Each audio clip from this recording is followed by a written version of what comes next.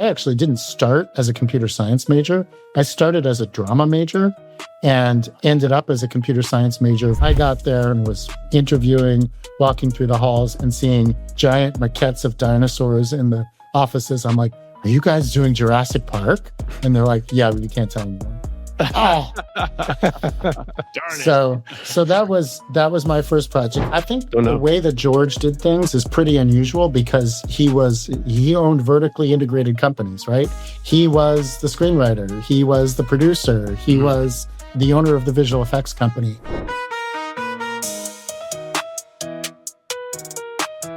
Hello, everyone. Welcome to episode, I don't even know what number episode this is, Sherb. I have no idea. Episode N. Episode N. Episode, we enter the blank. But welcome to Reverb Podcast. We are excited to be here this week again. This is where we get to talk to fascinating people about the way they think, what they've learned along the way, all the wisdom they bring to the table, and then we like to have some fun and goof off a bit. I think that kind of sums it up, right?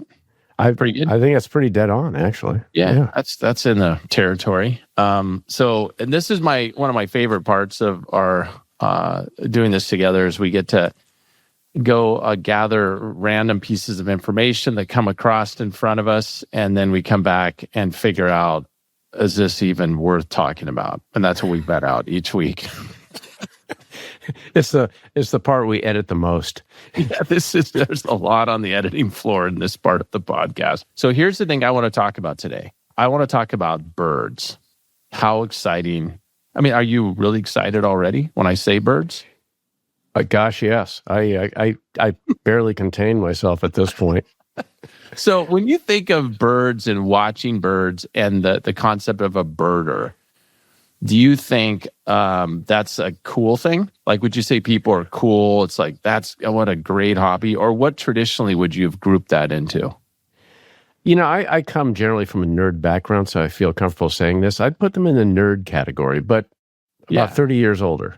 Yeah, right. And so I kind of always thought like, it's a little bit a little bit on the dorky side, but like at the same time, it's actually kind of fun. Like as I've gotten older, I like watching birds. And then all of a sudden I've found out that it's like a huge thing right now amongst the Gen Z generation. They're big into birding. So what do you like about watching birds? What works for you there? Let me tell you a story. There's a bird at our house right now that's doing something in an area that's not supposed to because I don't have it sealed up properly. There's like a board that's missing that's in underneath like a soffit, and it's been flying in and out of there. Now, this bird happens to be a common myna, which is actually hard to really know what they It's a common myna.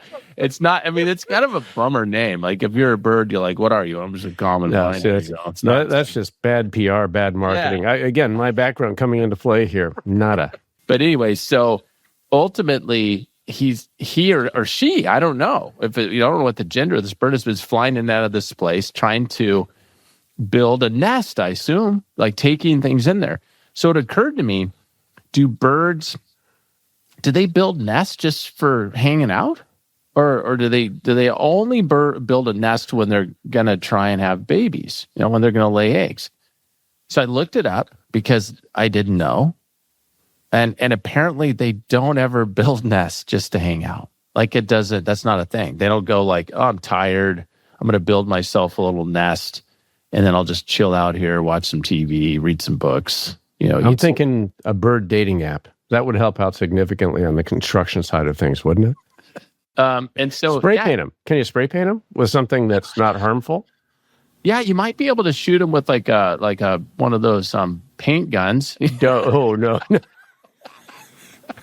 Well, I've tagged it. It's not moving though. That's not, yeah. Colorful, much more colorful. Yeah. Wow, there's a big blue splotch on the back of that guy's head. What happened? All right. Anyways, these are the important steps that I've taken towards my last week of understanding birds and what's happening around my house. That's right. And again, we here at Reverb talk about things so you don't have to. Right. If you were worried about common mynas, here's what they're doing. So, okay, what's new in your world?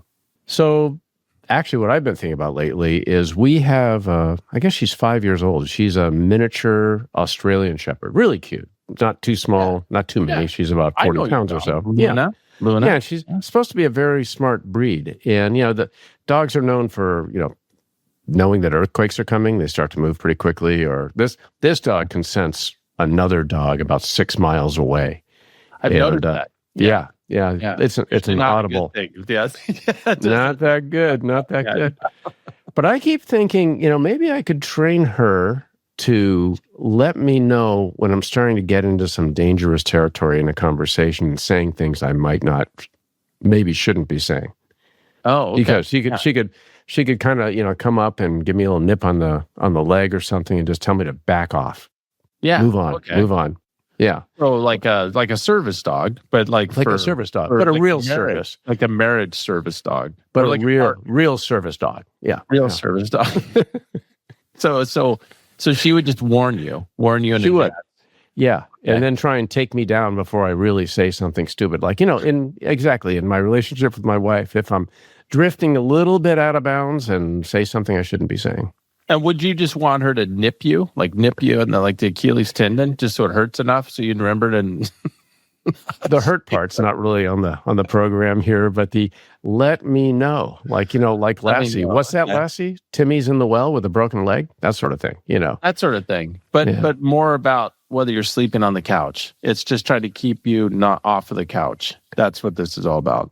Boy, that would be something, because I'm actually trying to keep her off of the couch. So it would definitely be a quid pro quo. Maybe that's what she's bargaining for, right? It would be something. She gets. It would be something.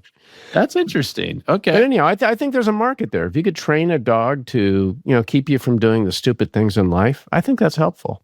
Okay. Well, we solved 2 other problems this week. Exactly. And gosh, our listeners are getting so much out of this. It's great. Maybe too much. Yeah. I'm excited about our guest today, and we're going to welcome the guest here shortly and do an intro. So we'll be back soon. All right. See you then. I'll see you then. All right. Welcome, everybody, to Reverb Podcast. We are super excited today to have a guest that I've known for many years we're going to be just fascinating to talk to him and hear about some of the things that he's gone through on his journey. So welcome, Dan Goldman. I'm going to give you a quick little intro about Dan. So he is an AI ML architect and principal engineer at Lucasfilm, and ILM, as everybody knows, is Industrial Light and Magic. He began his career in 1994, and he spent the first 12 years at ILM in various software and visual effects productions roles. And then, Dan, you went on to Adobe after that for a period of time, and then you're now back at ILM, if I'm right? Yep, you missed a couple of steps there. I spent some years going to University of Washington for grad school in between my first stint at ILM and then working at Adobe after grad school. That's what brought me to Seattle originally. I went to UW. I also worked for Google for 8.5 years after Adobe, and it was just in the last 2 years that I went back to ILM. Oh wow! Okay, what took you back to ILM? What the same kind of work, or? I'll have to start at the beginning then. I actually started my career at ILM as an intern in the software department, and it was very quickly apparent to me that the center of power in the visual effects industry was with the visual effects supervisors. And there was sort of a division of responsibilities between the technology organization, software engineers, and then the production folks. And the production folks were very focused on, like, we got to do this movie. And you were literally paid out of the bank account of a particular movie to get that movie done. And I arrived in the middle of Jurassic Park. So that was my introduction to the visual effects industry.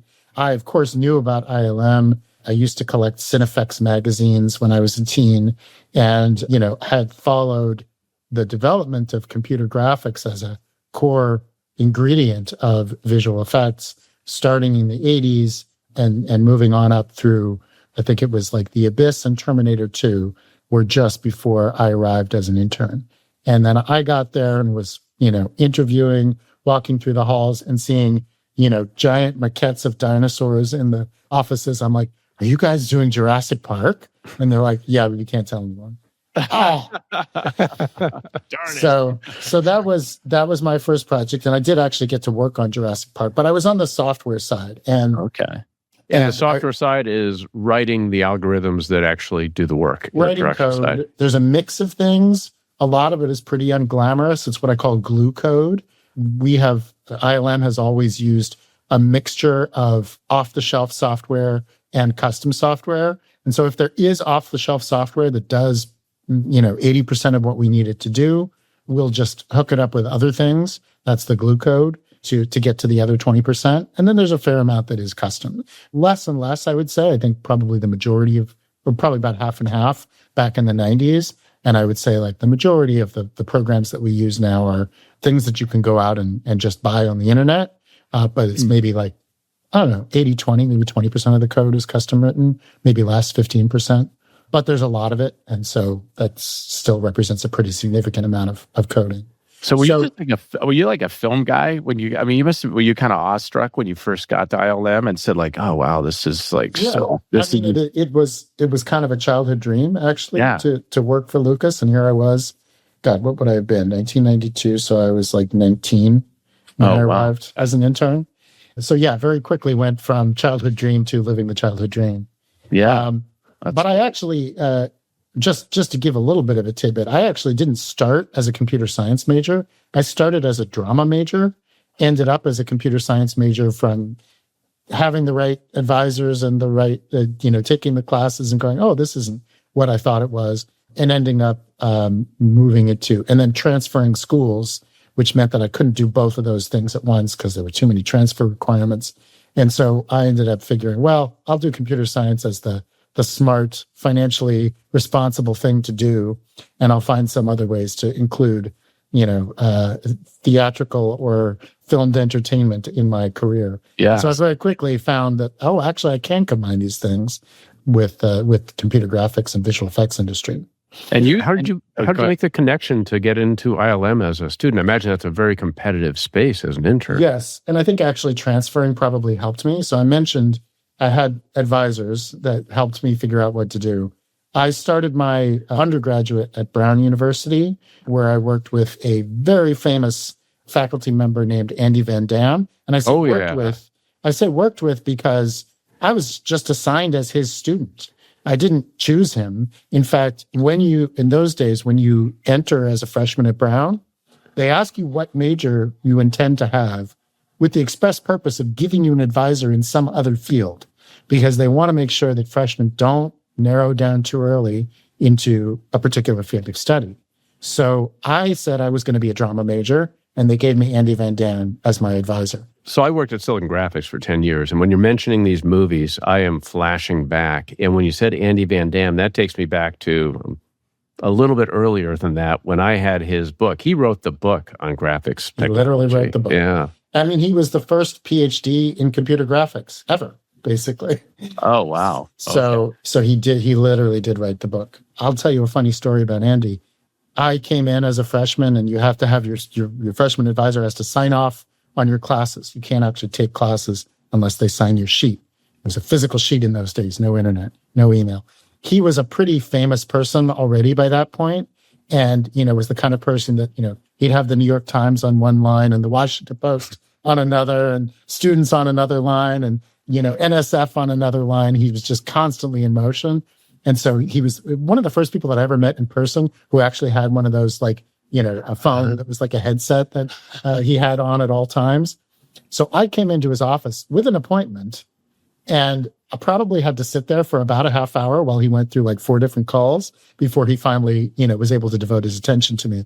But I will say, once he devoted his attention to me, his full attention was on me. He said, let me see this course list. And I gave him the course list, and he said, I don't see my computer science class on your. And I said, yeah, I'm a drama major. What do I need computer science for? And he said, I will not sign off on this unless you take my class. And at this point, of course, I've been there for 45 minutes, and all I need is a signature. So I'm like, fine, get rid of, I don't remember what class I got rid of. It was probably like Zen Buddhism or something. And said, all right, I'll take your computer science class, which I did. And I enjoyed his class, needless to say.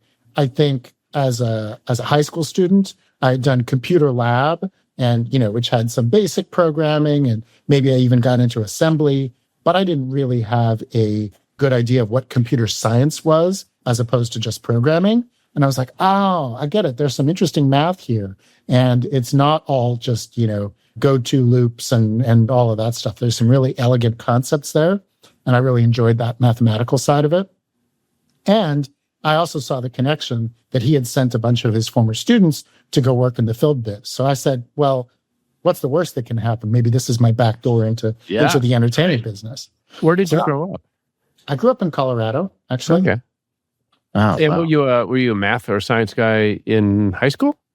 I mean, I was pretty well-rounded. I did well in math and science, but also in the arts.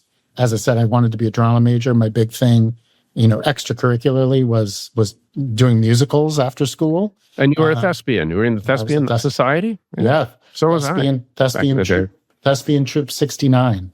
We had a lot of fun laughing about the fact I bet. that it was Yeah. Troop 69. I'm not even going to touch it. We're just going to move on from there.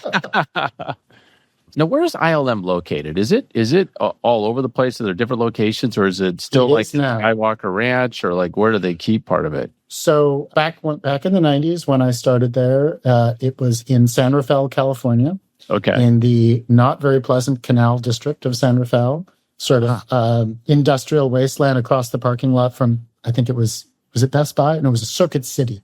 It was Circuit City. It was across the parking lot. Okay. The Venice of the Bay Area. The Venice of the Bay Area, exactly. And very low rent. That was kind of the point, is like they didn't spend a lot on the building. The idea, I think, a part of the ethos of ILM has been, if the money isn't ending up on the screen, it's going in the wrong place. And so you'd be surprised at some of the cost savings measures that come said the rich founders of ILM. Yeah. Well, I mean, George has his money, but it didn't necessarily flow to everyone else. But it was a great place to work because of that ethos. It's like, no, we're spending the money on what goes on the screen. Anyway, so it was in San Rafael until around when I left.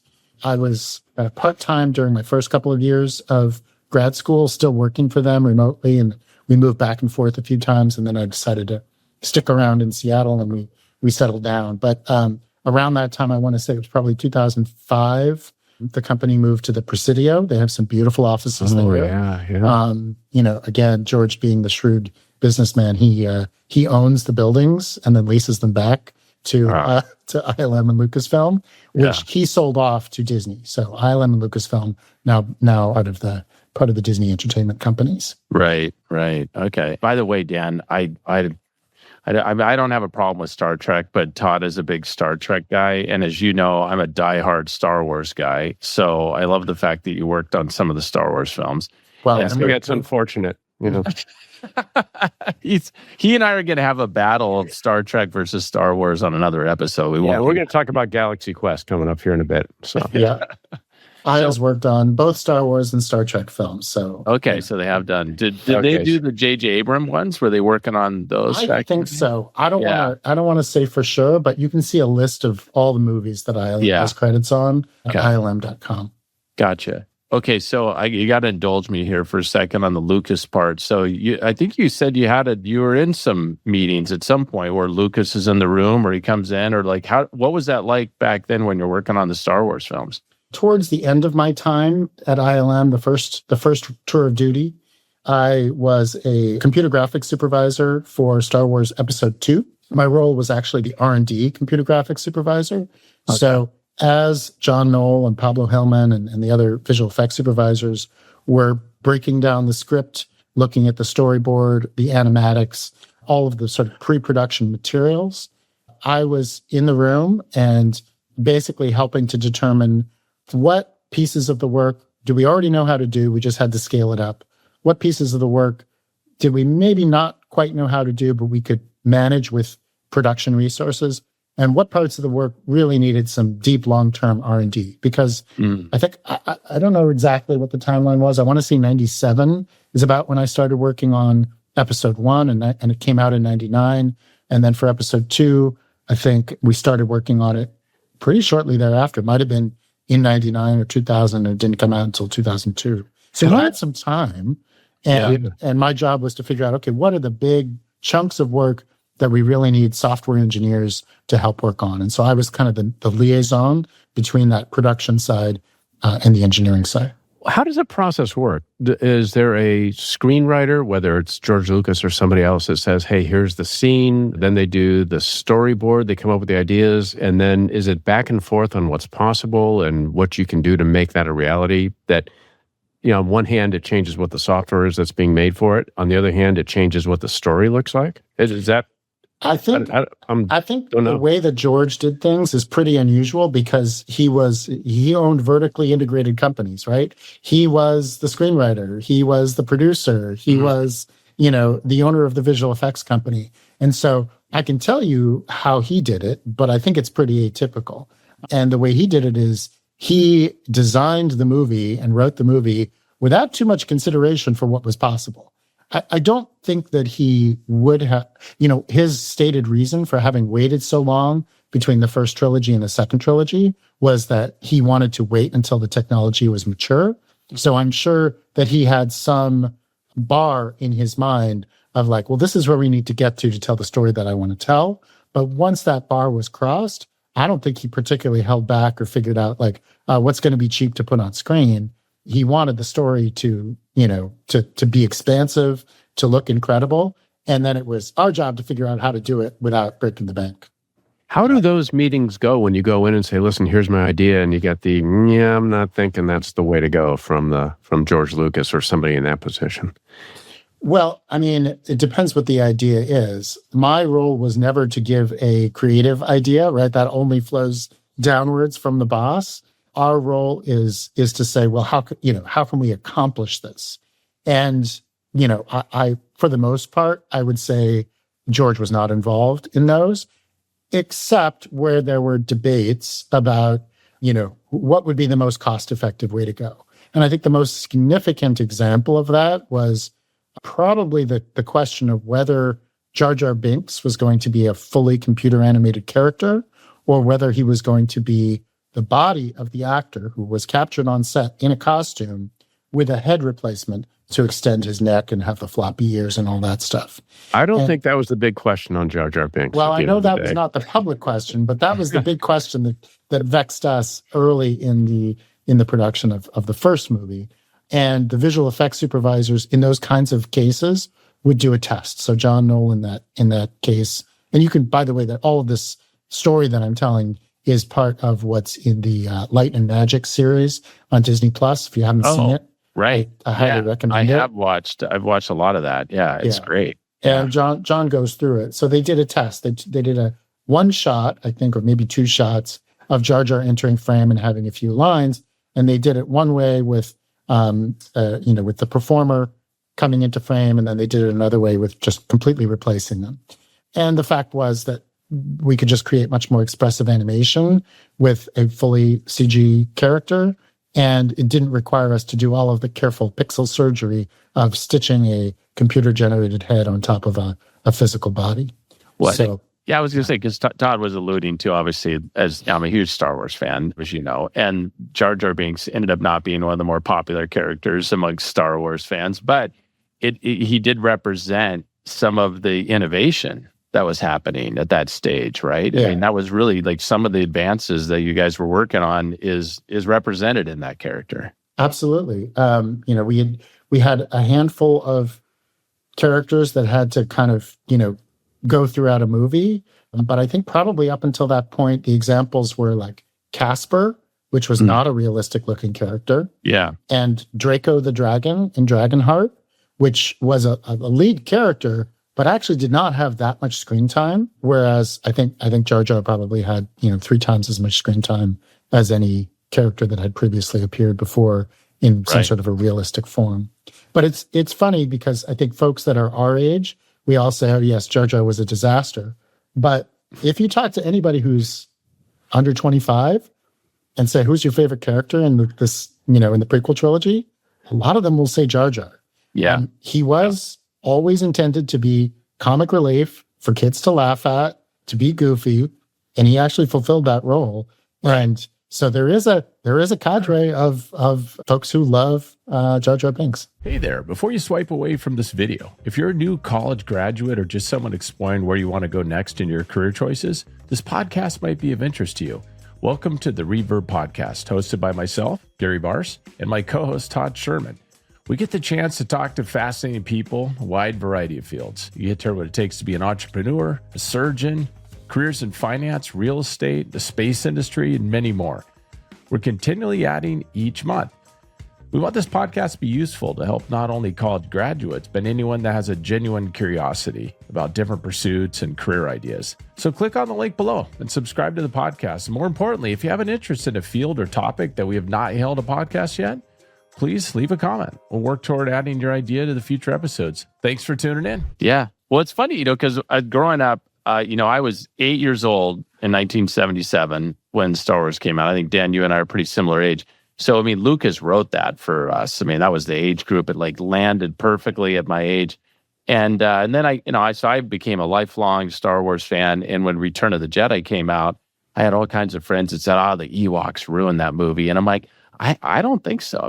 I get it. I know the Ewoks weren't everybody's favorite part of the original trilogy, but it just, so you're right. There's this span of age group and the demographic with the characters they like and get excited about. So yeah, it's hard for you. I don't hate anything Star Wars. I think it's also one of the things that did kind of, I won't say blow my mind, but really made me think about things differently was hearing George talk about, what he wanted Star Wars to be. And he would talk about how, it's a movie for kids. And it always has been, right? The main, I think, I don't know what it's like today, but certainly from the 70s through the 90s, the largest movie-going demographic was under 20. And so that's who we wanted to make movies for.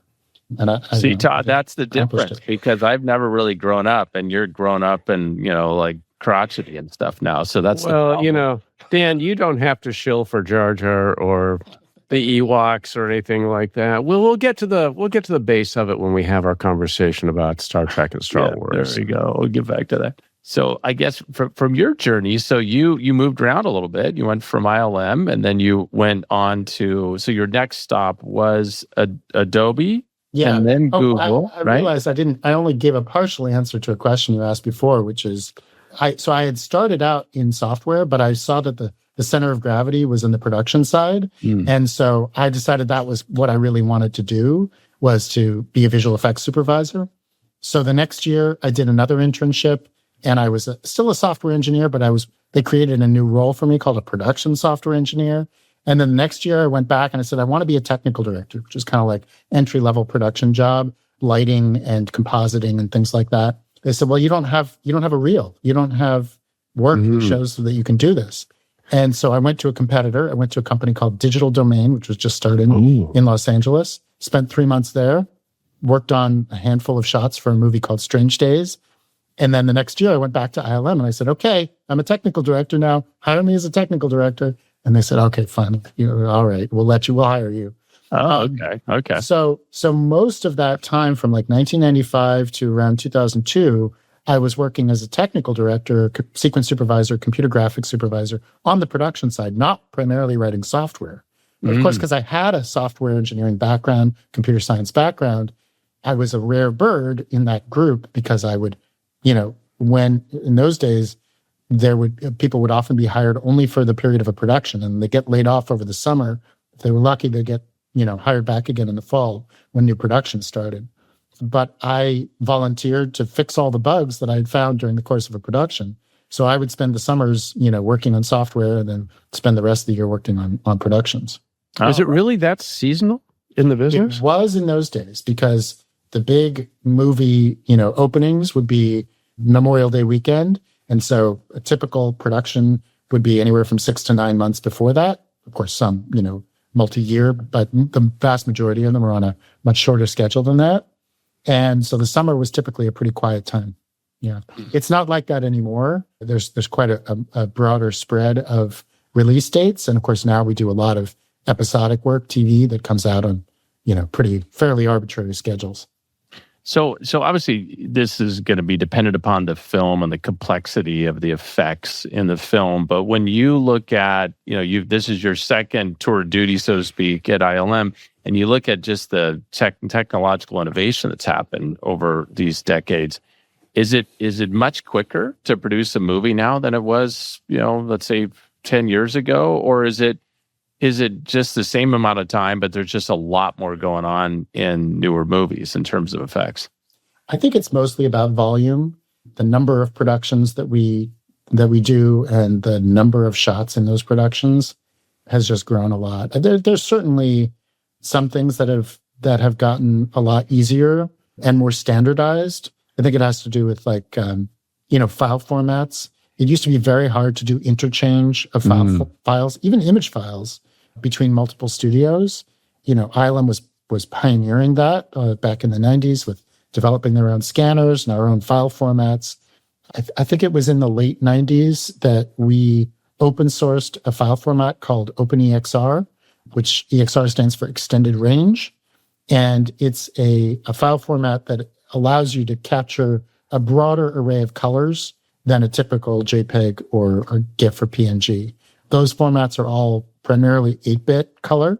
So you have 8 bits for red, green, and blue. And it's an integer format. So you're representing things as a number from 0 to 255. We work in linear floating point color. So you're speaking my language here. Please continue. I am going down memory lane here. I'm glad somebody's tracking. Yeah. So we use 16-bit floating point formats for color. That is now an open standard, and it's used by every studio, every visual effects company around the world. That was homegrown at ILM originally. But there's more and more stuff like that where things have become standardized. So a lot of things that were painful and bespoke before are just kind of commonly accepted now. Yeah, that's sort of the trend underlying almost all technology. Yeah. Really. It starts off where even just taking something from a PC to a Mac was the most painful thing you could do. And now you don't even think twice. Yeah.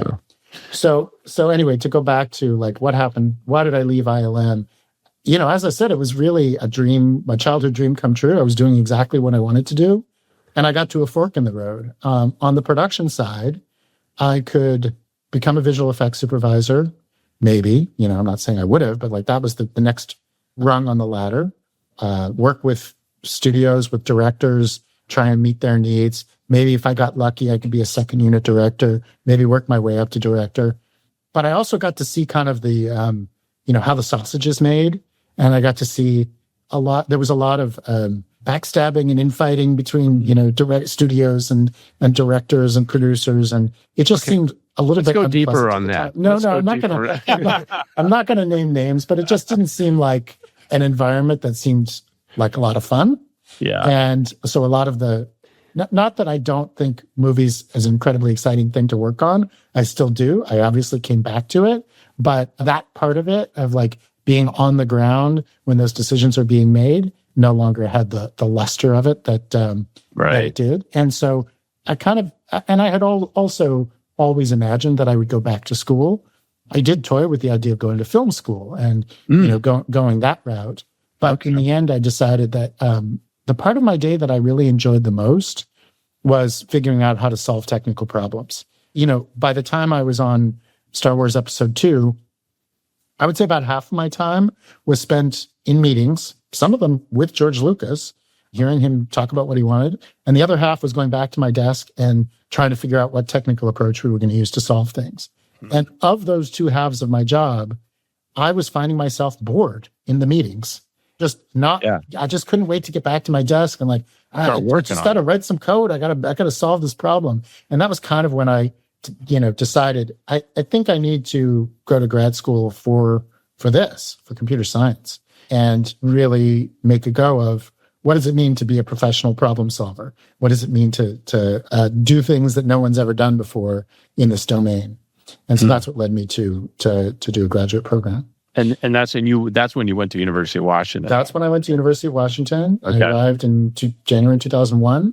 As I said, for the first couple of years, I was still kind of hanging on, working. I did move out of production and into software engineering at ILM because there was no way that I could do a production schedule and be a grad student at the same time. I was able to make it work for a few years with software engineering, but after a couple of years, I cut ties and just focused on the graduate program.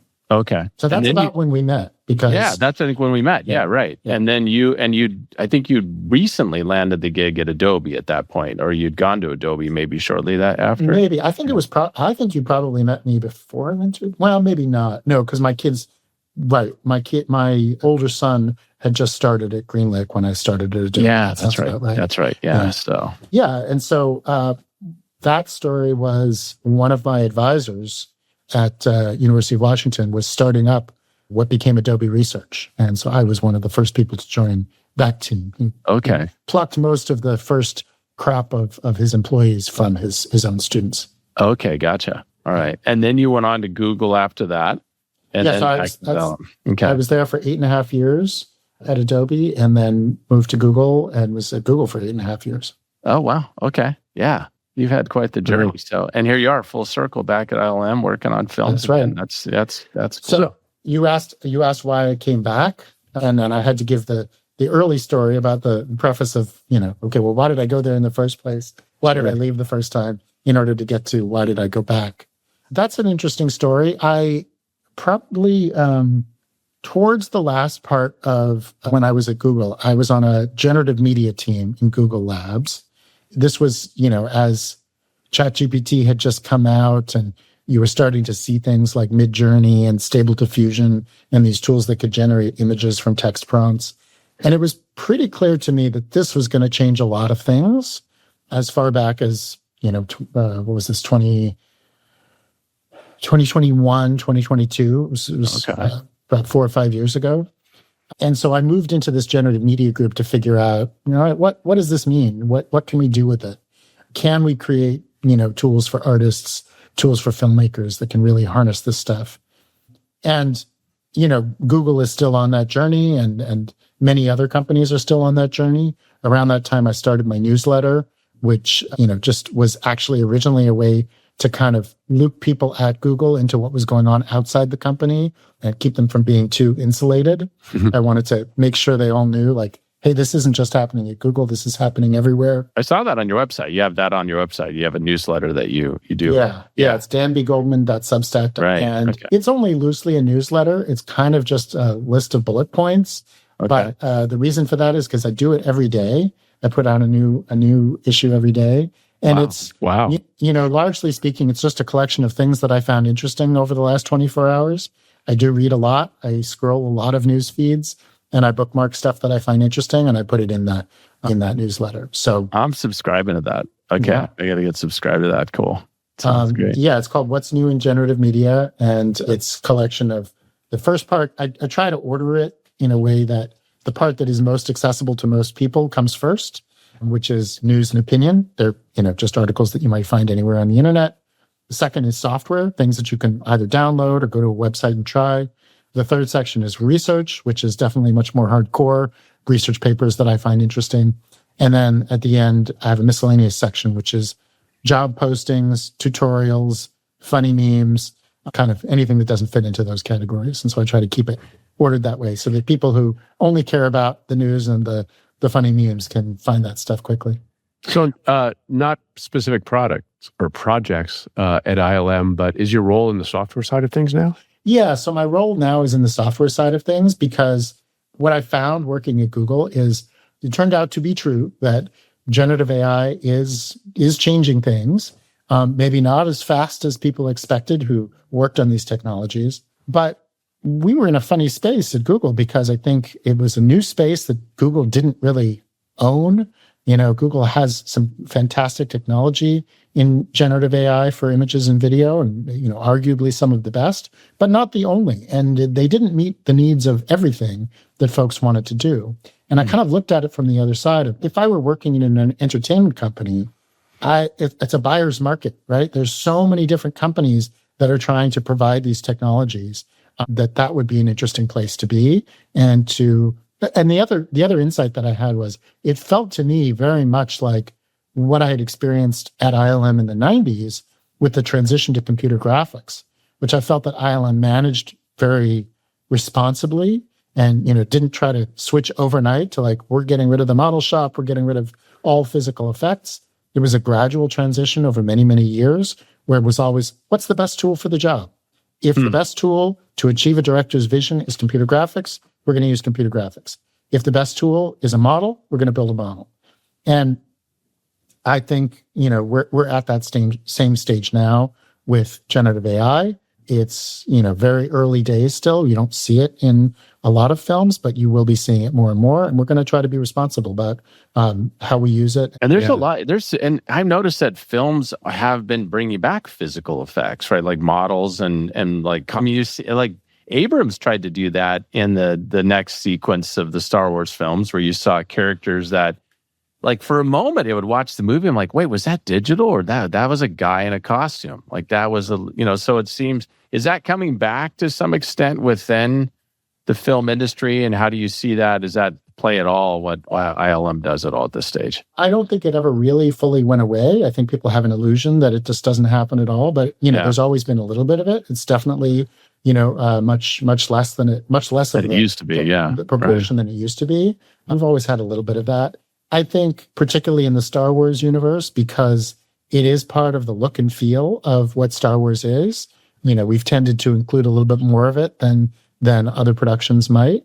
I'm pretty sure there was some model work in the most recent Mandalorian and Grogu movie. Right. I think there's been some press. Just, Todd, that's what, so like the real effects in Star Wars, like the creatures look real. They're not made out of cardboard and, like little buttons and lights in them. Just, I know you're used to that with Star Trek, but I just want to. But it is I do remember the Jurassic, I think it was the 38th Jurassic Park movie. They had in the blooper reel, they had Barney walking through. I saw that. Yeah, right. I love Jurassic Park. All right. Okay. But it is always a mix. And, it's like, what's right for this shot? What's right for this sequence? Yeah. And, sometimes it's physical effects. Well, let's meet in the middle here. Let's talk about one of my top 10 movies, Galaxy Quest. One of mine too. You see, I know.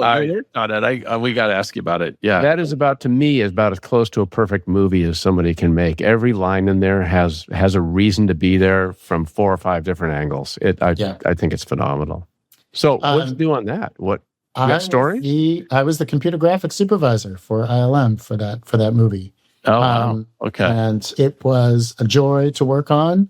I always tell people, if every movie was as fun to work on as Galaxy Quest was, I would still be in production. I never would have gone to graduate school. I never would have gone to Adobe or Google or left ILM. I'd still be there continuously because it was a hoot. It was, working on a funny movie. You just sort of get surrounded by funny people and you like to laugh a lot. And so every day in dailies was, you left with your cheeks hurting and your side splitting from laughing so much.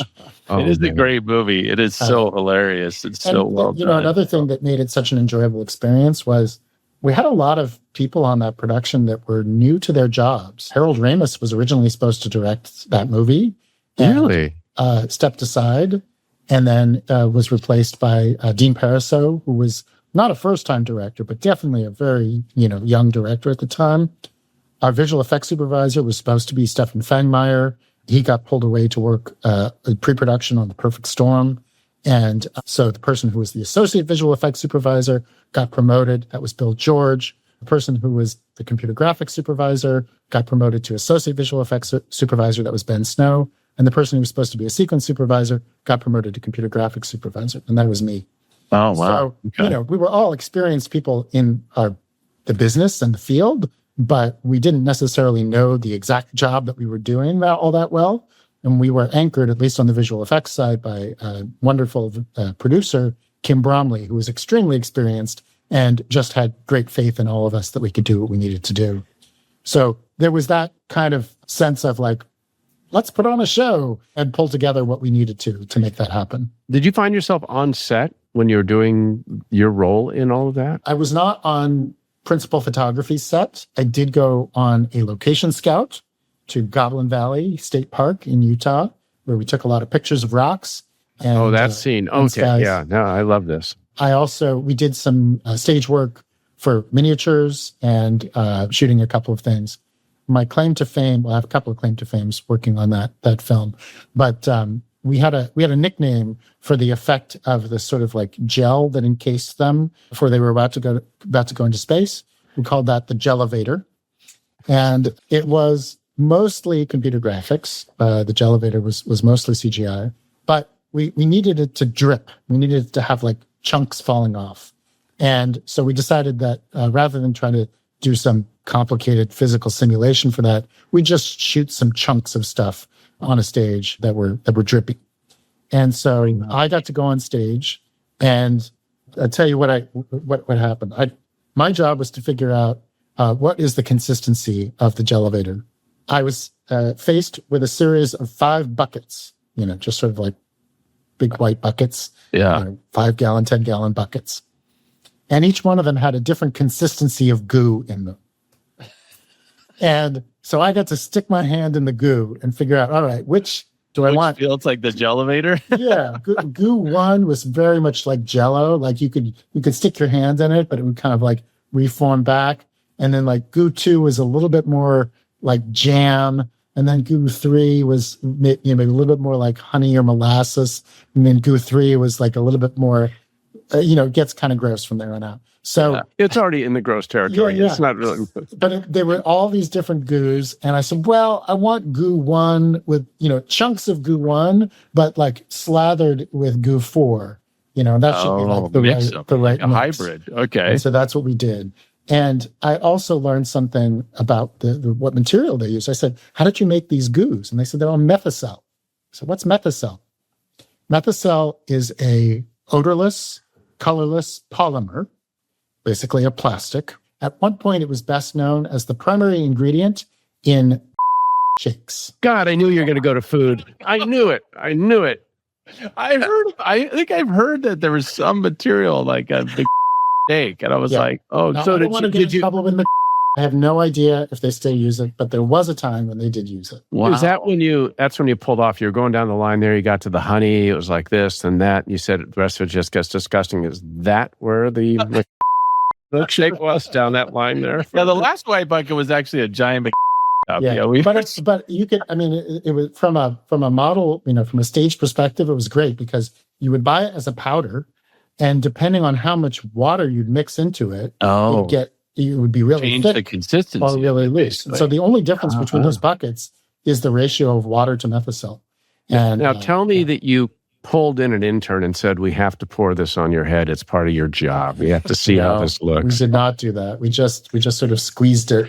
Oh, you were not in the fraternity, were you? I can tell from here. Well, not in a housed fraternity. I'm in an unhoused fraternity. So you would film like this, because the actual physical part of it, you would have to incorporate into the digital part of the Gelevator, right? This is the bread and butter of visual effects work, is combining elements that are captured in different ways. Yeah. That's the art of compositing. That's cool.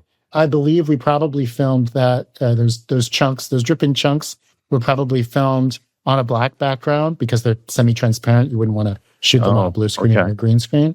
Yeah. And then a compositor would take that element and, crop out any parts that we didn't want to see, like a C-stand or a person's hand holding it or whatever. Yeah.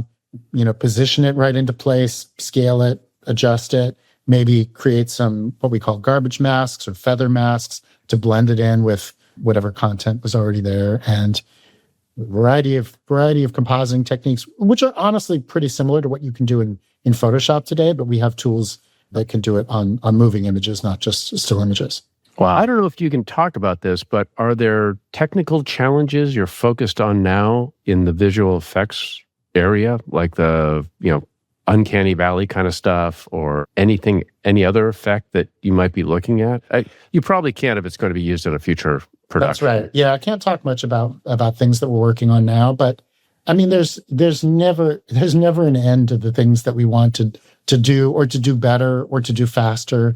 It's kind of a candy store of technical problems, and I think some people just sort of assume like, oh, it's mostly solved. It's just things that need to be done here and there. But honestly, every week I get pulled in on a consultation about like, here's this thing we're trying to do. We're not sure if this is the right way to do it. What are some other ideas? It's kind of constantly inventing new stuff. Very cool. So question here for you, Dan. So, I mean, this is such a you have such an interesting story, and of course, I'm a huge film fan, so I'm fascinated. I'm like on the edge of my seat listening to you. But for young people, that are interested in this field, I mean, I gotta imagine it's hard to break into. But I don't know. I mean, what if I know that as you're much more aware than I am, and so is Sherm with his background. But with the AI world now, at the place it is, and all these kids coming out of CS degrees. And I mean, my oldest, he just graduated, and I remember the commencement speakers, they were all talking about, don't worry, there's still the human contribution. Hang in there, hang tough. You're going to find a job. But I mean, if you're passing on wisdom to young people that are interested in getting into this field, I mean, where would you direct them? Should they get a CS degree? I mean, what would you suggest? It's a hard question to answer. I think there's so much transformation happening. It's a little hard to say exactly what to do. I do mentor and advise young people all the time. I just met with a daughter of another Green Lake parent, another Green Lake student who's in a similar situation, about to graduate. And she has a computer science degree, and she's wondering if it's a waste of time. And I tried to assure her that no, I don't think it is. I think there's a lot of Sturm und Drang about it. I think there has been a shift in computer science graduates being able to get hired straight out of school. Mm-hmm. I think what you're seeing is like companies are pausing because they don't know what the pipeline looks like for new employees. Right. I think senior engineers are in high demand, as high or higher than they've ever been before. So I think the question is like, well, what do you do if you are a young person? While I don't have like an ironclad answer for that, what I do see is there's really quite a lot going on in the open source community. And so I advise this particular, person to take a look, get involved with an open source project, start her own project. I think we're going to see a lot more entrepreneurs, and not like, I'm going to make $1 billion startup, but hey, there's a clothing company that could benefit from using AI to build some kind of back-end software that nobody would have bothered to build for them 5 years ago because it would take, 10 software engineers, and there's no financial reason for them to do that. But if you can have one person who's fresh out of school who can write that software for you, you might do it. So that was kind of my advice. Was I don't think those jobs necessarily exist today. I don't think there's a recognition or a connection between these companies that aren't necessarily software focused that could benefit from that. Right. I see that coming. I see that coming in the next year or two, as you see a wider variety of organizations experimenting with vibe coding, and then they realize, well, okay, I've made a prototype, but I can't actually use this at scale. I need a software engineer to help me figure that out. I think there's going to be more of that. So I don't see a computer science education as being a waste of time at all. Yeah. I expect 5 years from now, it's going to be a boom time, but right now is kind of a weird transition. A little bit of a limbo period. Yeah. Okay. That's good input. I think it's good, for young people to listen to this. There's some positive future for those guys and gals, that are worried about that. So appreciate that. So one of the questions we ask is, how do you view success? If you take the typical, I've made X amount of dollars and therefore I am successful. Other than that, how would you view a successful career, successful life? I'll give two answers. One, that, as I said, I've always tried to combine my technical interests and my creative interests. And so I feel very pleased with the way that I've been able to combine those two in my career and have a technical career that is still heavily influenced by what I see as the strengths of creativity and visual creativity, something that I didn't necessarily take very seriously earlier in my career, or wasn't necessarily in a position to. But I get a lot of satisfaction from coaching people that I work with, just from working with other people. And one of the things that I love about ILM that I didn't always feel working in technology was just working with people who love what they're doing. Nobody goes into entertainment to make $1 billion. And as a result, the people who are left are the people who are there because they love entertainment, they love movies, or they love TV shows. And that's not always true in tech. Some people just go there because they think they can make a lot of money, FIRE, financial independence, retire early. And you can tell, right? I mean, not that those people aren't good at their jobs, but they just don't wake up in the morning going, God, I love my job. And most of the people that I work with now feel that way. I feel that way. I'm working harder than I worked at Adobe or Google because I wake up, I'm like, oh my God, I got a lot to do today. And I'm so excited to do it. Yeah. So that's success is feeling that way, working with other people who feel that way. That's such a great definition. I love that, Dan. I used to think that, and this is probably something you can relate to, if you find a career path where the weekdays and the weekends run together, where you're not so worried about, what am I going to do on Friday night now that the work week's over? I think there's something there, where you're like, all right, I'm just jazzed. Like if I'm even going to dive into what I do for work on a Saturday or Sunday, because I'm just kind of interested in it. Like that's a good sign. So, all right. Hey, so we have another question I'd like to ask. And this one doesn't matter if they're alive or not alive. It could be any point in history. It could be somebody that's still here on planet Earth with us. But if you could pick one person, it could be multiple people, I guess, too. We haven't really been that strict about that. But one person you could go back in time, or it could be today, have a cup of coffee with them, a beer, whatever they drink at that time. Who would you pick? Who would you want to go sit down with and pick their brain? And what would you ask them? I'm going to give an answer that I probably would have given as far back as when I was in middle school. I've always really been fascinated by Leonardo da Vinci. He's the stereotypical Renaissance person because he did combine both, an interest in science and an interest in art and a talent at both. Yeah. And so that's somebody that I've always wondered, gosh, what made him tick and how did he decide what to pursue? I think probably the hardest thing that I find now is like knowing where should I invest my time? What matters most? Because there's so many demands on my time. There's so many things I could be doing that I often step back and go, gosh, should I just stop doing all these things and just focus on one thing? Should I be doing more things? Should I be advising more people and not trying to do it hands-on myself? It's kind of a constant questioning. I'd love to hear from other people whose lives have been, patterned in this similar way of being both in science and in creativity, and what did they do? How did they decide to spend their time? Yeah, he did a lot, right? I mean, he covered everything. Yeah. Everything. Invented the helicopter, did dissection. Epitome of the Renaissance man, right? Yeah. I mean, yeah. And a little bit of painting. Yes. Yeah, just a little bit. Yeah. Famous painting. I feel like such an underachiever when I think of Leonardo da Vinci. I just don't, so much to work on. So, and my wife tells me that every day. You have a lot to work on, honey. So, I feel like we got to fit a wife joke in every episode we see, right? Really? Poor Amy. She's always getting roped in here. When she watches these down later, she's like, oh, God, it came up again. Darn it.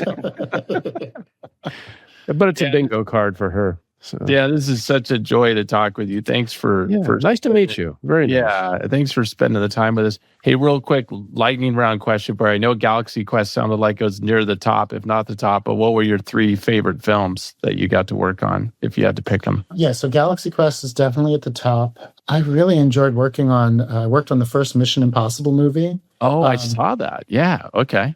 I learned a ton working on that. I had a mentor. I actually worked on both the Flintstones and Mission Impossible with a guy named Joe Letteri. He was a technical director at ILM.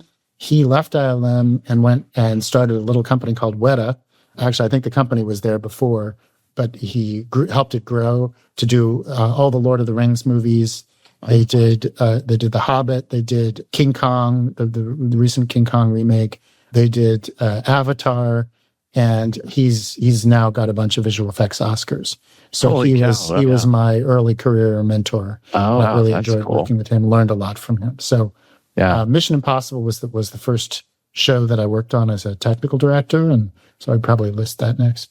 I'm not sure what I would put third. I worked on a lot of other films back then that I enjoyed. I would say maybe 101 Dalmatians that was a pretty fun production. We got to play with puppies on a day. Yeah, that's any deal. I mean, Dalmatian puppies are adorable. Oh yeah, that's awesome. So that was good. But I did work on that production for about 9 months, And I ended up doing only 2 shots because it was a very difficult technical problem of how do we actually render. It wasn't 101. I think the largest was 60, 62. God, I was going to ask that question. What the high end rule is there? 62 Dalmatians. And in those days, every furry creature that we would render would take about an hour a frame to render. So we did the math early on and figured that we would, still be working on that movie 20 hours later if we didn't figure out a faster way to do that. So, so I was involved in figuring out what that faster way was. And I ended up writing a paper about it, which I submitted to the graphics conference SIGGRAPH, and it was my first SIGGRAPH paper. So 101 Dalmatians is memorable because of that journey as well. Yeah, which kind of convinced me that research was actually an interesting thing that I should probably pursue. Yeah. Did you call anybody at Silicon Graphics to say, gee, how much hardware can you sell me so that I can actually get this stuff done on time? That was not under consideration. God. Yeah. Well, Dan, thanks for your time. You've been really generous with your time, and it's super interesting. We could go on and on, ask you more questions, but it's just super fascinating to hear about your journey. So thanks for sharing it with us. Thank you very much. Really appreciate it. Thank you for inviting me.